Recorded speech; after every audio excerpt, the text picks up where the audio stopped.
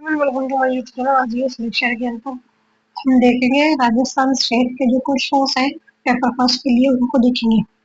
देखो भाई हमको इनको मैच करना है। तो सबसे पहले देखो जो नंदा देवी बायोस्फीयर रिजर्व है ना, वो कहाँ पे है? उत्तराखंड के अंदर है। ठीक है। और पंचमढ़ी बायोस्फीयर जो है ना, पंचमढ़ी बायोस्फीयर वो कहाँ पे है? मध्य प्रदेश के अंदर है। कहाँ पे है? मध्य प्रदेश के अंदर है। सिमलीपाल जो है ना, वो कहाँ पे है? उड़ीसा के अंदर है। नोकरेक जो है ना, वो कहाँ पे है? मेघालय के अंदर है। रामसर साइट जो है ना, वो कितनी है? 101 है। रेशम की जो आंधी है ना, वो कौन सी अरुणाचल प्रदेश है। यूनेस्को ने ना 45 साल नाम बनाई है। 45 यूनेस्को 45 साइट्स जो है सरनाम।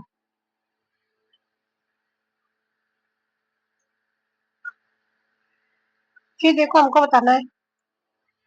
देखो भारत विश्व की सबसे तेजी से बढ़ती अर्थव्यवस्था में से है कि ये स्टेटमेंट हो जाता है सही। और तेजी से बढ़ने के लिए भारत 2014 से सतत घरेलू उत्पाद जीडीपी का 6% शिक्षा पर खर्च कर रहा है, जो कि जाता है गलत।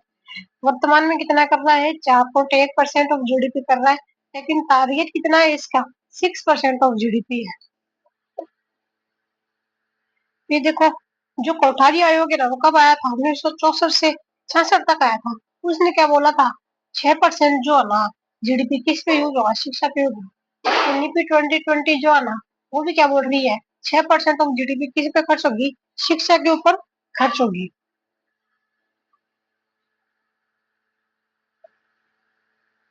ये देखो जो चाणक्य जो है, चाणक्य वल्लभी विश्वविद्यालय मार्क्स शासक की रचना की थी। चाणक्य वल्लभी ने तक्षशिला की रचना की थी। ठीक है। और पाणिनि जिन्होंने अष्टाध्यायी लिखी, तक्षशिला के पूर्व छात्र थे। ठीक है। पाणिनि क्या लिखी थी? उन्होंने अष्टाध्यायी लिखी थी, जो इसके तक्षशिला के पूर्व छात्र थे।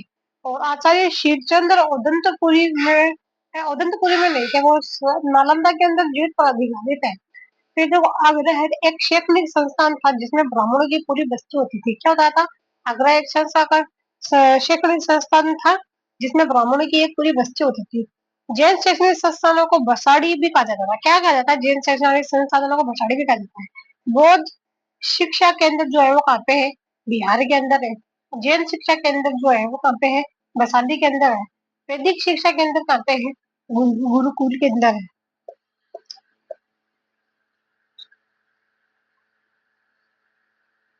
देखो भोपाल डिजास्टर 1984 सबसे दुखद औद्योगिक दुर्घटनाओं से एक जो यूनियन कार्बाइड कारखाने से वायुमंडल में गैस की रिसाव के कारण से हुई थी। तो थी मिथाइल आइसोसाइनाइड। देखो भोपाल गैस त्रासदी 2 से 3 दिसंबर 1984 की रात को मध्य प्रदेश के भोपाल में यूनियन कार्बाइड इंडियन लिमिटेड यूएनसीएल की कीटनाशक फैक्ट्री में घटित हुई थी। ठीक है। यूएस बेस्ड प्लांट था ये। क्या था? यूएस बेस्ड प्लांट था।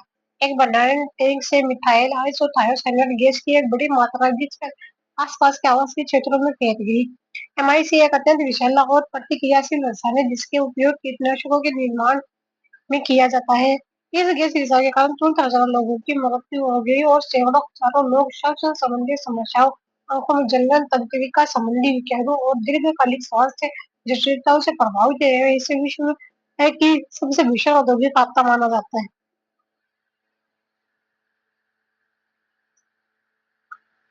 कि देखो जो allocation of 1 lakh rupees per year for education, शिक्षा के लिए प्रतिवर्ष 1 लाख रुपए का आवंटन जो है ना, वो किसने बोला था? वो बोला था चार्टर अधिनियम 1883। ठीक है। फिर बाद के अंदर आ जाता है हमारा ए में क्या है? थर्ड, ये रहा। और बी में आ जाता है फोर। बी में क्या है? फोर। देखो भारत की वृद्धि के लिए अंग्रेजी एक माध्यम और भाषा के रूप में आवश्यक, जो मैकाले मिनट ने बोला था 1835 के अंदर। ठीक है। तथा प्रत्येक शैक्षणिक संस्थान के लिए अनुदान सहायता, जो कि हो जाती है वुड डिस्पैच, जो कि कब था? 1854 के अंदर था। प्रत्येक शैक्षणिक अनुसंधान के लिए सहायता, तो वो हो जाता है वुड डिस्पैच 1954। भारत का भाग्य उसकी कक्षाओं में आकार ले रहा है, तो वो आ जाता है कोठारी आयोग ने बोला था 64 से 66 तक। कोठारी आयोग की रिपोर्ट जो है education and national department report थी ये।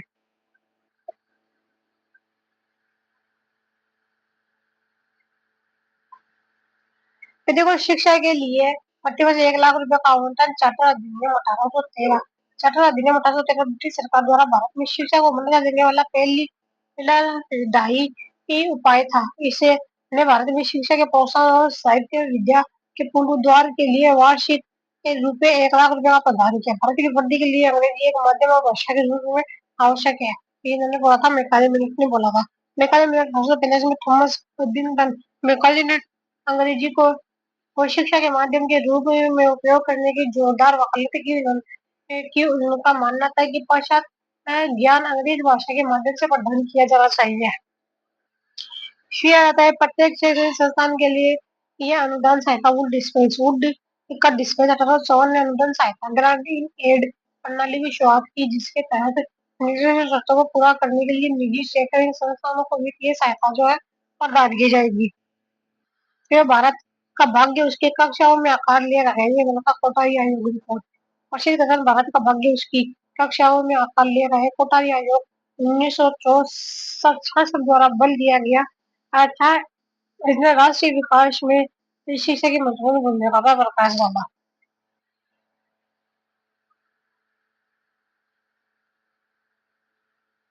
देखो कार्टोपरिटोल जो है ना, वो कितना होता है। एक होता है जॉइंट इम्प्लीमेंटेशन, जिसे जीआई बोलते हैं। एक बोलते हैं इंटरनेशनल इमिशन ट्रेनिंग, आईईटी बोलते हैं जिसे, आईईटी बोलते हैं। एक होता है क्लीन डेवलपमेंट मैकेनिज्म, जिस एग्रीमेंट, ये होता है।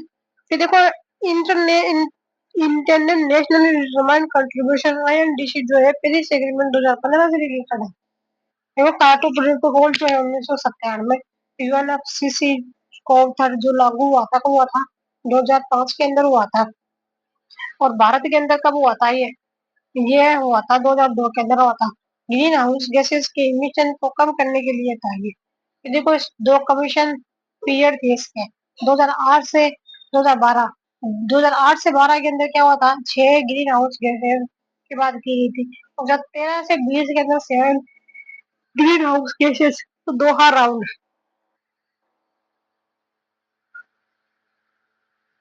देखो क्योटो प्रोटोकॉल के तहत लचीला तंत्र है। देखो संयुक्त कार्यान्वयन है इसमें, तो सीएमपी के तहत है। संयुक्त जॉइंट इम्प्लीमेंटेशन है। संयुक्त कार्यान्वयन क्योटो प्रोटोकॉल के तहत स्थापित तीन लचीलापन तंत्रों से एक है। यह एक विकसित देश को किसी अन्य विकसित देश में उत्सर्जन कटौती परियोजनाओं में विनिवेश करके उत्सर्जन कटौती इकाइयां ERUS अर्जित करने की अनुमति देता है। इसी तरह से सर्वर निर्धारित योगदान इंटरनेशनल डिटरमाइंड कंट्रीब्यूशन INDC यदि समझौता 15 से जुड़े हैं, क्योटो प्रोटोकॉल से नहीं। और ग्रीन हाउस गैस उत्सर्जन को कम करने के लिए देशों को द्वारा प्रस्तुत जलवायु कार्य परियोजनाओं को जो है दर्शाते हैं। फिर देखो साझा न्यूनतम कार्यक्रम कॉमन मिनिमम प्रोग्राम जो है गलत हो जाता है। साझा न्यूनतम कार्यक्रम CMP एक राजनीतिक या सरकारी शब्द है, और इसका क्योटो प्रोटोकॉल के लचीलापन तंत्र से कोई संबंध जो है वो नहीं है। सीधा अंतर्राष्ट्रीय उत्सर्जन व्यापार इंटरनेशनल इमिशन ट्रेडिंग IIT सही। अंतर्राष्ट्रीय उत्सर्जन व्यापार एक क्योटो प्रोटोकॉल संस्था है जो अतिरिक्त उत्सर्जन होने वाले बत्ते वाले देशों को उन देशों को भेजने की अनुमति देता है जिन्होंने अपनी उत्सर्जन सीमाएं पार कर ली। यह स्वच्छ विकास तंत्र, ग्रीन डेवलपमेंट मैकेनिज्म सही। स्वच्छ विकास तंत्र सीडीएम विकसित देशों को विकासशील देशों में उत्सर्जन कटौती परियोजनाओं में निवेश करने और परमाणु उत्सर्जन कटौती CER क्रेडिट अर्जित करने में सक्षम बनाता है।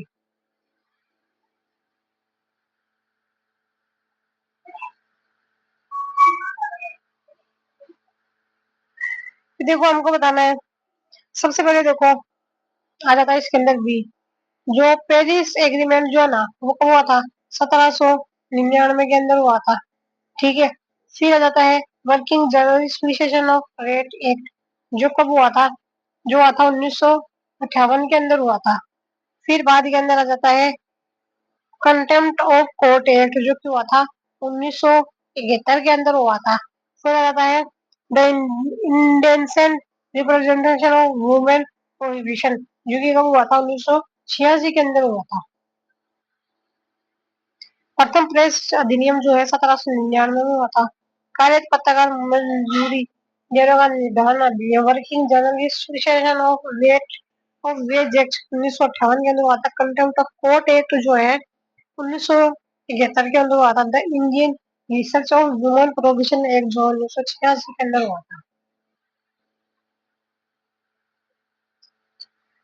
फिर देखो the world wild protection act जो है 1972 के अंदर आया था। ठीक है। फिर आता है द फॉरेस्ट कंजर्वेशन एक्ट जो है 1980 के अंदर आया था। कब आया था? द फॉरेस्ट कंजर्वेशन एक्ट कब आया था? 1980 के अंदर आया था। Air prevention and control of pollution act जो है 1981 के अंदर आया था। क्या हुआ? Air prevention and control of pollution act कब आया था? 1981 के अंदर आया था। एनवायरमेंटल प्रोटेक्शन एक्ट जो है 1986 के अंदर आया था। The national green tribunal act जो है 2017 के अंदर आया था। फिर देखो इसमें ना कौन सा है नोट ऑपरेटिंग सिस्टम जो कि एमएस एक्सेल जो है ऑपरेटिंग सिस्टम नहीं है, ये एप्लीकेशन सॉफ्टवेयर है। स्प्रेडशीट प्रोग्राम है, जबकि लिनक्स उबुंटू एंड्रॉइड ये सारे के सारे हैं हमारे ऑपरेटिंग सिस्टम है।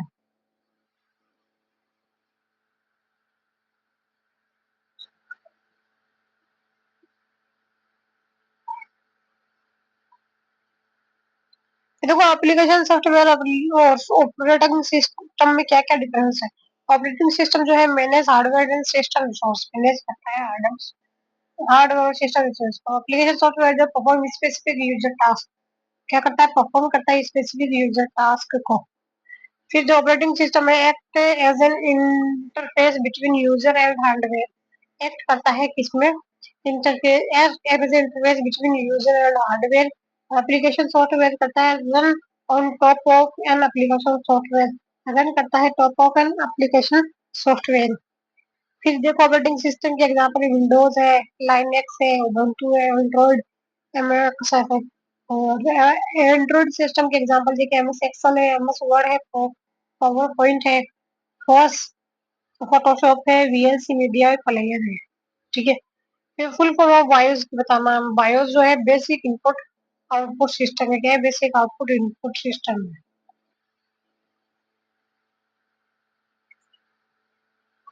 होस्ट है पावर ऑन। बायो क्या? बेसिक इनपुट ऑपरेटिंग सिस्टम है। और is the firmware is stored once computer's motherboard. It is the first program that runs when computer is powered on. फिर देखो its main function देखो perform post power on self test check whether essential hardware components such as the CPU, RAM, keyboard and storage devices are functionally properly. कहता है initialize the hardware, prepare hardware device so they are ready for use. Boots and the computer. Locate the operating system on the storage device and load it into the computer's memory. कहता है provide basic input output service. कहता है provide basic input output service. Enable communication between the operating system and hardware during startup. कहता है which scale is used to measure the molecular energy release of earthquake जो होता है उस समय energy release को कौन मेजर करता है? रिएक्टर करता है। फिर देखो जो एमएमएस होता है ना कहता है मॉडिफाइड मर्कली स्केल जो कि कहता है इंटेंसिटी ऑफ स्केल को मेजर करता है।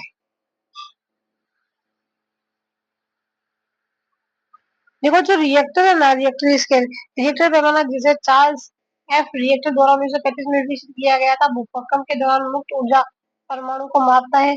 यह एक लघुपण्डी पैमाना है जहाँ प्रत्येक पूर्णांक वर्ग 10 गुना अधिक भूगति आयाम और लगभग 31.6 गुना अधिक ऊर्जा विमोचन को दर्शाती है। रिएक्टर परिमाण विशेष किसी विशेष भूकंप के लिए स्थिर रहता है चाहे प्रत्यक्ष क्रिया का स्थान कुछ भी हो। रहते संशोधित मकाली पैमाना मॉडिफाइड मकाली स्केल संशोधित मकाली पैमाना भूकंप की तीव्रता को मापता है जो देखे गए प्रभाव संरचना को नुकसान और लोगों के अनुभव पर आधारित होता है। इसका मान अधिकेंद्रित दूरी और स्थानीय भू सतह के आधार पर स्थान स्थान भिन्न होता है।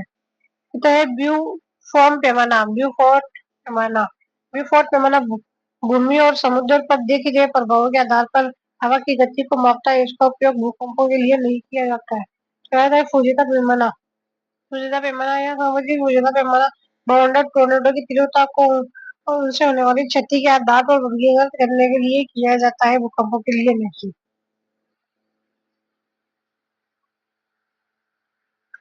फिर तो who direct the first Tokyo features film made in India. सबसे पहले बोलती फीचर फिल्म टोक्यो का निर्देशन किया गया था। आदेश रिजवाने ने किया था और नाम था आलम 1931।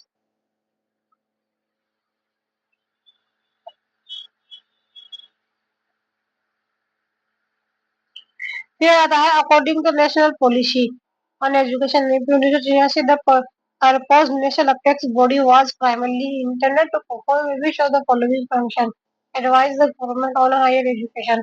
क्या थी advise the government on higher education. इसी के साथ ये टॉपिक कंप्लीट होता है। आगे हम नेक्स्ट में देखते हैं क्या लिखा गया है।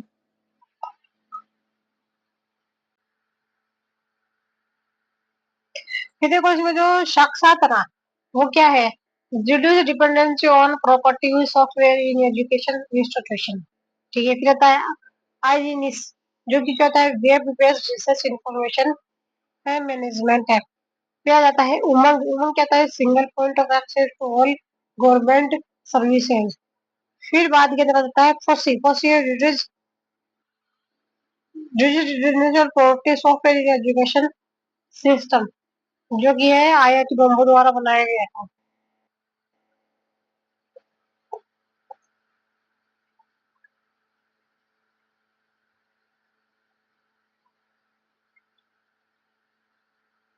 फिर देखो ocean acidification occur due to the reaction of atmospheric carbon dioxide and sea water to produce. तो करती है कार्बन डाइऑक्साइड। CO2 और H2 मिलकर के बनाते हैं बाइकार्बोनेट। पीएच का मान जो है कम हो जाता है। अम्लीय वर्षा एसिड जो है सल्फ्यूरिक एसिड H2 और एसिड नाइट्रिक एसिड HNO3 की वजह से होती है। H2SO4 और सल्फ्यूरिक एसिड और नाइट्रिक एसिड की वजह से होती है।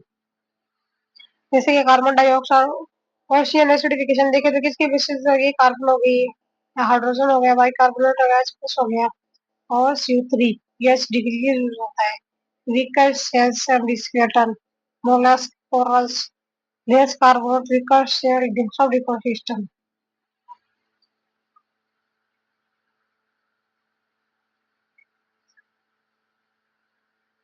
फिर देखो हम बात करते हैं जो हमको सीक्वेंस होता है। देखो सबसे पहले जो आया था AICT जो कि कब आया था 45 के अंदर आया था 1945 के अंदर आया था। फिर बाद के अंदर आता है ई यूजीसी जो है 53 के अंदर आया था। कब आया था 53 में। एनसीईआरटी कब आया था 61 के अंदर आया था। तो जो नाग जो है वो 94 के अंदर आया था। ठीक है। और सी आ जाता है फिर NIRF जो है 15 के अंदर आया था। AICT कब आया था 45 के अंदर आया था। यूजीसी जो है कब आया था 53 के अंदर आया था। और एनसीईआरटी कब आया था 61 के अंदर आया था। नाग जो है 94 के अंदर आया था। NIRF जो है 2015 के अंदर आया था।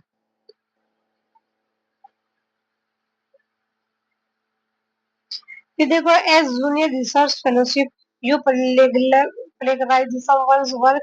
मतलब आपने आप जो है ना रिसर्च कर रहे हो आपने क्या है किसी का काम चोरी कर लिया। What is the likely consequence इसके क्या कॉन्सिक्वेंस हो सकते हैं। You will be rewarded for the time जो भी रहता है गलत। फिर देखो इसमें डी जो है सही हो जाता है ना। फिर है research article is retracted with public documentation explaining the reason. हाँ ये तो सही हो जाता है भी आता है। ये जो फंडिंग और रिसर्च टेक डिसिप्लिनरी एक्शन ये भी हो जाता है सही।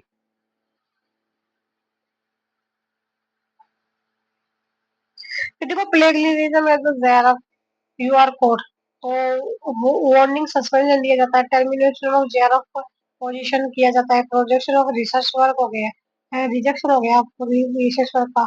और डैमेज टू रेपुटेशन आपकी डैमेज रेपुटेशन हो जाएगी। इम्पैक्ट ऑन फ्यूचर फ्यूचर पे भी आपका इफेक्ट पड़ेगा। Honest research under respect UGC regulation की अगर बात कर रहे हैं जीरो लेवल के अंदर क्या होता है 10% तक जो कि क्या एक्सेप्टेबल है। लेवल 1 के अंदर क्या आ जाता है 10 से लेके 20 तक 40 11 से लेके 40 तक आ जाता है। कितना आ जाता है यूजीसी लेवल 1 के अंदर 11 से लेकर 40 तक आ जाता है।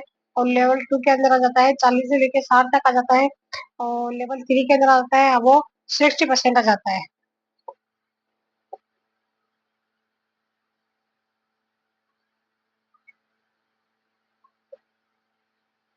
फिर देखो मास कम्युनिकेशन के हमको कैरेक्टरिस्टिक्स बताने हैं, ठीक है। देखो मास कम्युनिकेशन जो है ये नीड इसके लिए जन माध्यम मास मीडियम की जो आवश्यकता होती है जैसे कि रेडियो हो गया, टीवी हो गया, फिल्म हो गया, इंटरनेट हो गया। यह एक अव्यक्तिक इम्प्रेशनल संचार है जो कि जाता है सही। इसमें द्वारपाल गेट कीपर्स होते हैं, गेट कीपर्स होते हैं जो कि जाता है जैसे कि संपादक है, निर्माता है, प्रकाशक है। इसमें प्रतिपुष्टि फीडबैक अत्यंत त्रुटियों की जाती है गलत। यह बहुत सस्ता, इसमें कोई लागत शामिल नहीं होती, ये हो जाता है गलत। देखो इसके लिए जन माध्यम मास मीडियम की आवश्यकता होती है जो कि जाते हैं सत्य जन संचार में समाचार पत्र, रेडियो, टेलीविजन, फिल्म, इंटरनेट जैसे जन माध्यम के माध्यमों के माध्यम से दर्शकों तक संदेश का प्रसारण शामिल होता है। फिर देखो यह अव्यक्तिक impersonal संचार है जो कि जाता है सत्य जिन संचार में आवश्यक आमतौर पर व्यक्तिगत रूप से व्यक्तिगत प्राप्तकर्ता को नहीं जानता। हाँ, जनसंचार एक बड़े विविध दर्शकों के साथ होता है जो इसे स्वभाव से काफी हद तक व्यक्तिगत बनाता है।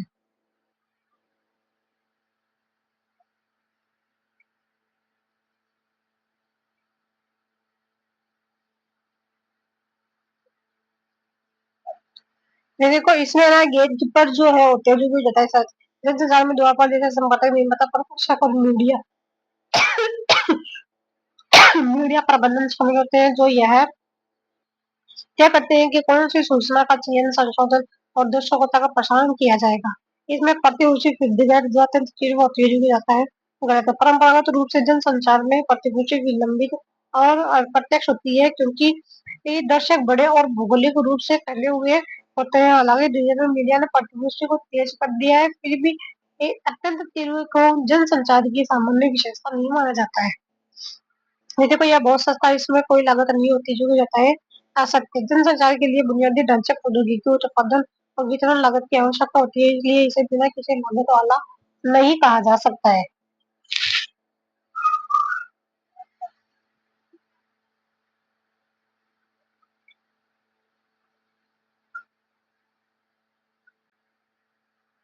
फिर देखो हमको नेक्स्ट क्वेश्चन है electro precipitate precipitate ESP is primarily used in the thermal power plant to remove which following pollutant।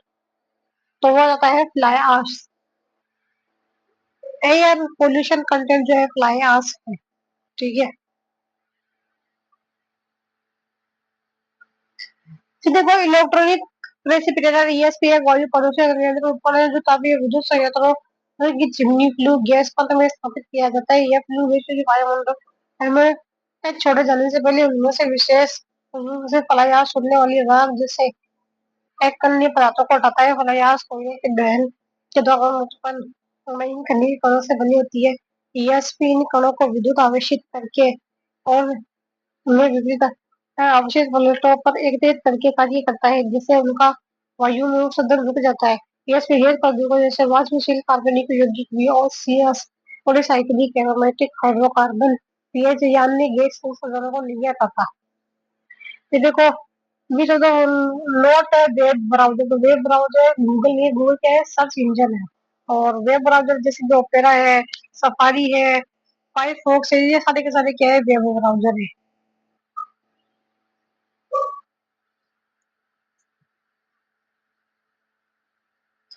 फिर देखो हमको अरेंज करना है इसमें, ठीक है। एक सेकंड। देखो जो national national adult education policy NEP जो है 98 के अंदर आई थी। कब आई थी? 98 के अंदर first major adult literacy programme for people age 15 year and above. फिर आता है नेशनल लिटरेसी जो है मिशन, वो कब आया था? 1988 के अंदर आया था। Strengthen the adult literacy with emphasise on 15 to 35 year ago.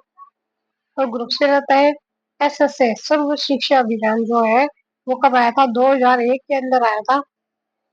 Universal universal elementary education for children 6 to 14 years. Achieving 100% literacy जो है वो कब आया था? 2000 के अंदर आया था। कब आया? अर्ली 2000 के अंदर। Stated and distinct level campaign to achieve complete literacy after the success of enrollment SSA। फिर देखो पीएलए जो है वो कब आया था? 2020 के अंदर आया था। पढ़ना लिखना अभियान जो है replace Saakshar Bharat to promote functional literacy among no literature total. फिर देखो एनईएपी जो 78 के अंदर आया था। और लिटरेसी जो है कब आया था? 88 के अंदर आया था। एसएसए कब आया? 2001 के अंदर। 100% कंपेन अर्लीज जो आया था वो 2000 के अंदर आया था। पढ़ना लिखना जो है 2020 के अंदर आया था। ठीक है। एनसीईआरटी अक्षर के अंदर नवोदय विद्यालय कब आया था? 86 के अंदर आया था। और ये सेकेंड एनईपी के तहत आया था। इग्लू जो है 85 के अंदर।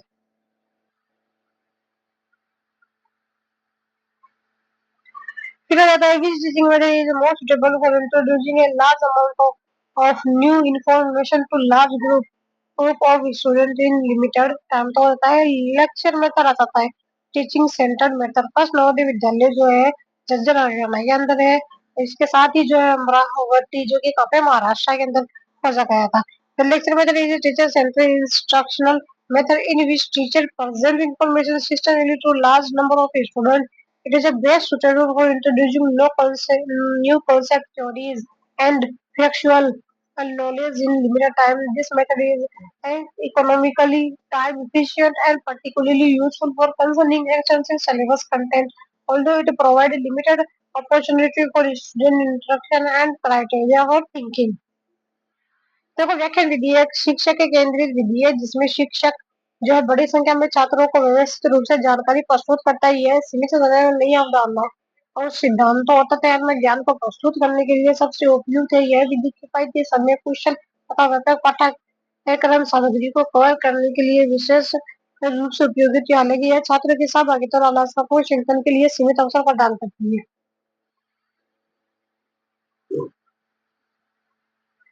फिर आ जाता है देखो which communication mode allows the data to be transferred simultaneously in both direction में। जैसे कि ये इसको बोल रहा है बात तो ये सुने और ये भी सुने, तो वो है फुल डुप्लेक्स कम्युनिकेशन। जैसे हम मोबाइल का यूज करते हैं तो दोनों कम्युनिकेट करते हैं, फोन हो गया, वीडियो कॉल हो गया।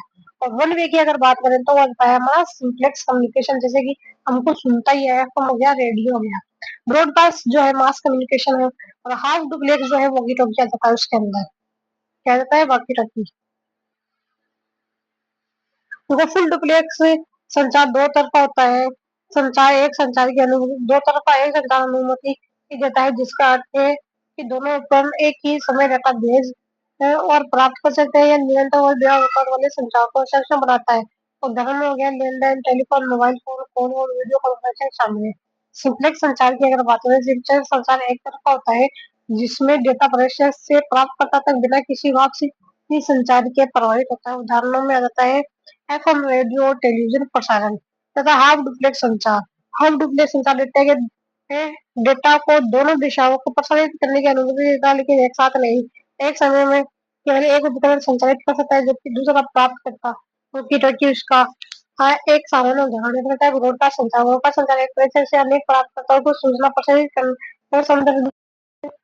यह एक संचार की डुप्लेक्स संचार जो है संचार मोड और एक साथ दोनों तरफा संचार का समर्थन नहीं करता।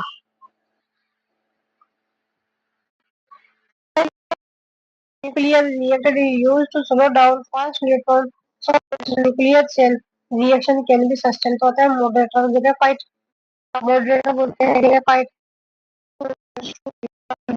Detox water. किस नाभिकीय रिएक्टर के किस घटक का उपयोग तीव्र न्यूट्रॉन को मंद करने के लिए किया जाता है ताकि नाभिकीय श्रृंखला अभिक्रिया को बनाए रखे? तो होता है मंदक।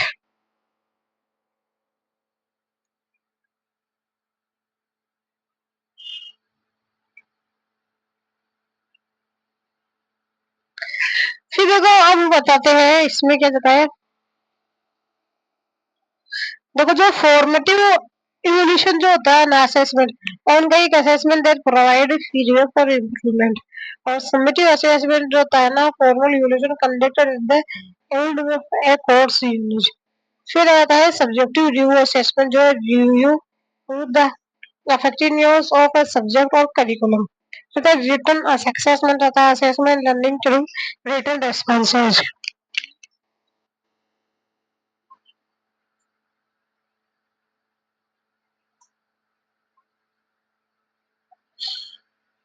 फिर एक और बताया ना national testing agency NTA responsible for conducting examination such as UGC NET हो गया, नीट हो गया, जेईई वाज एस्टेब्लिश्ड इन, तो बनी थी 2017 के अंदर बनी थी। जो एनसीटीई बनी थी 95 के अंदर बनी थी। और एनसीईआरटी कब बनी थी? वो बनी थी हमारा कब बनी थी? 61 के अंदर और 56 के अंदर यूजीसी एक्ट आया था। फिर तभी जब the following true about rain water, rain water के बारे में ट्रू क्या है? हाँ? तो इस यह नेचुरली एसिडिक होता है, ठीक है। ये प्राकृतिक बेसिक तो नहीं होता है, ठीक है, तो बी हो जाता है एक गलत, ठीक है। और क्या हो जाता है, तो यही सही होगा इसके अंदर ए और ई। ये द नेचुरल वैल्यू इज 7 ई कितनी होती है?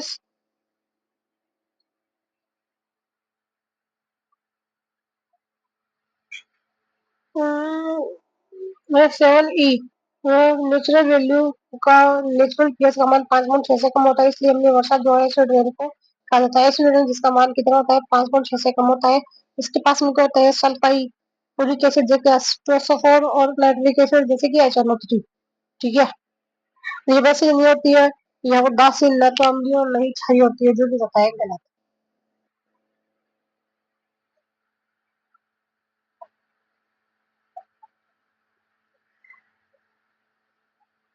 फिर देखो इसमें बताना है हमको www.ncrt.nic.in in the following web address is called DDTP or www.ncrt.nic.in textbook.textbook.com तो आता है सी। ये डोमेन नेम है वेब एड्रेस और यूआरएल और resource location. 25 resource location is the complete address used to access a resource like web page on the internet. Each URL has a several components such as a protocol, domain name, path, and file name.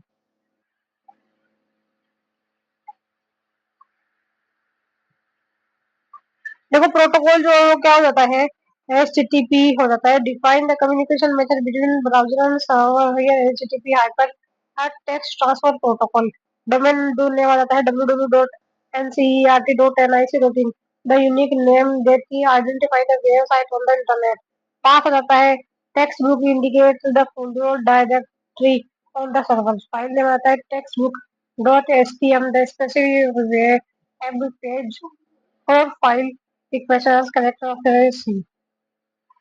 फिर है there is a fault in the mechanical or electrical channel, the free flow of communication will be obstruction is the transmission level। यहाँ तरीका विद्युत channel में कोई दोष होने पर संचार का मुक्त प्रवाह बाधित हो जाता है। यह बाधा किस स्तर पर होती है? जो आती है द ट्रांसमिशन लेवल।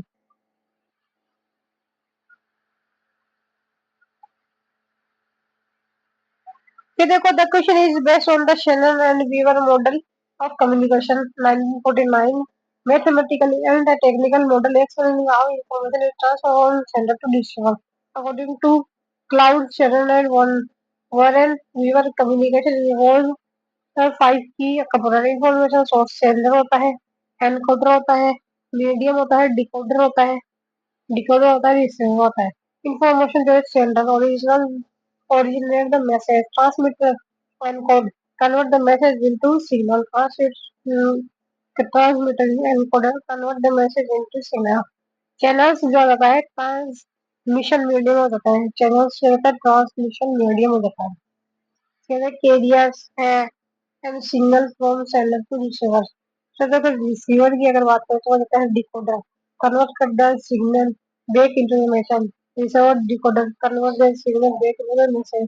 एक्सपेक्ट अगर destination receiver the intended recipient of the message. For the example, in telephone conversation, speaker, sender, microphone जो है वो क्या होता है हमारा एनकोडर है, और टेलीफोन वायर जो है ट्रांसमिशन चैनल है, ईयरपीस जो है डिकोडर है, और लिसनर जो है हमारा रिसीवर है। Hence correct option is C.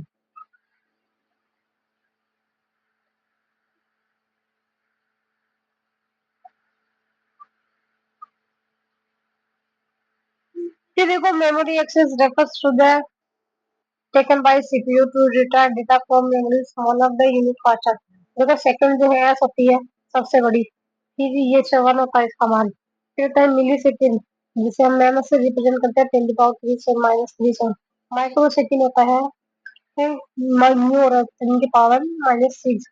Nano second होता है एमएस 10 की पावर -9 पे आता है पिको सेकेंड जो कि जाता है पीएस 10 की पावर -12। सेकेंड हो जाता है, फिर मिली सेकेंड होता है, फिर माइक्रो सेकेंड होता है, फिर नैनो सेकेंड होता है, फिर पिको सेकेंड होता है सेकेंड मिली सेकेंड, सेकेंड मिली सेकेंड, माइक्रो सेकेंड और नैनो सेकेंड और पिको सेकेंड।